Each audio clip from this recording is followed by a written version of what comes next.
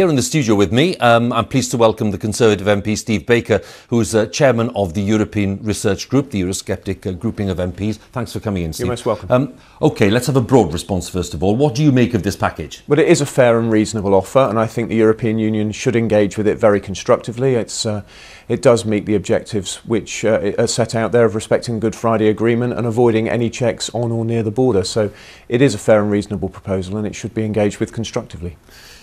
Do you expect the European Union to engage in a way that will, in effect, go back against what they've said in the past? Because they've had their own red lines, haven't they? They have. And that is to do with protecting the Good Friday Agreement, and it is to do with keeping an open border, which, by definition, this seems not to do? Well, I think both sides have always been completely committed to protecting the Good Friday Agreement. Most of the debate has been about how we ensure both sides have a trusting and reliable relationship about protecting the single market of the European Union. So that's really been where the issue is. The Good Friday Agreement being protected is common territory.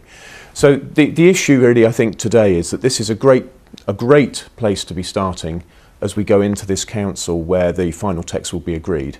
But it only deals with Northern Ireland. Now, the Prime Minister's made a great and very significant move here in saying we'll have a free trade agreement as the destination. I've always said I wanted a relationship of the character the EU offered us, a free trade agreement, defence and security cooperation, a few other areas. So this is a great shift from where we were. We said we wanted to chuck checkers. At last we have chucked checkers, and the Prime Minister's putting in a free trade agreement as a destination. But we haven't yet seen that destination set out in full. And there are other problems with the withdrawal agreement. And later this evening I'll be having meetings with the government to discuss what else they might be able to do with the EU. So even if this package, just to be clear, even if this package is somehow agreed with the EU, you are saying very clearly that that still wouldn't be enough for you to be happy with it. So I'm afraid this is a very difficult moment, because this package deals with the issue of the Northern Ireland backstop. And on that point, it's very good. But we do need to see the future destination in full, because there are many people out there very concerned about the defence and security provisions in the current political declaration. That needs to be addressed. So I'm afraid this is a moment where I'm cautiously optimistic, as they say. I wish to support the Prime Minister. I mean, he made a fantastic speech today. He's the Prime Minister I always wanted. He's doing all the right things. He's doing an amazing job of manufacturing the capacity to table this material against all the opposition he faces from our rotten Parliament that needs to end.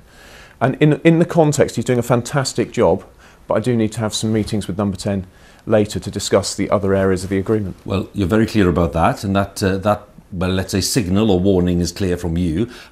Just one other thing which I wanted to ask about, which is to do with really the way that the Prime Minister has tackled this issue, and what happens, let's just help viewers with this, what happens if there is no agreement by the 19th of October? Where are we then? Well, the Prime Minister's absolutely clear that we're leaving on the 31st of October with or without an agreement. He's been absolutely clear about that. He's also been absolutely clear that he will comply with the law. That leaves the obvious question of how he's going to, of how you make those two consistent. Yeah. Well, clearly the government thinks it has a plan to see that through.